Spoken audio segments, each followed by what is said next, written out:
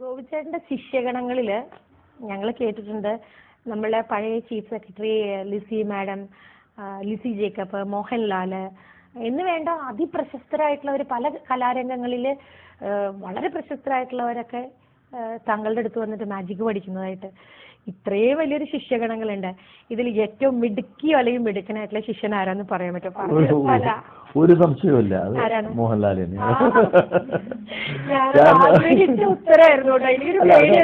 പറയുന്നതിനകത്ത് യാതൊന്നും സംശയിക്കേണ്ട കാര്യമില്ല. അതിനകത്ത് നമ്മൾ പറയാതെ ഇരുന്നിട്ടും കാര്യമില്ല. അദ്ദേഹത്തിന്റെ ഒരു കഴിവെന്ന് പറഞ്ഞാൽ അത്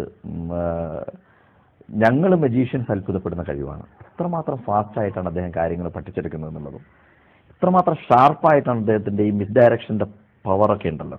മാജിക്കിൽ നമ്മൾ എപ്പോഴും ഉപയോഗിക്കുന്നതാണ് മിസ് ഡയറക്ഷൻ എന്ന് പറയുന്നത്. കാരണം എവിടെയാണോ സീക്രട്സ് നടക്കുന്നത് അവിടത്തേക്ക് ഓഡിയൻസിനെ ശ്രദ്ധിക്കാൻ അനുവദിക്കാതിരിക്കുക എന്നുള്ളതാണ് മിസ് ഡയറക്ഷൻ.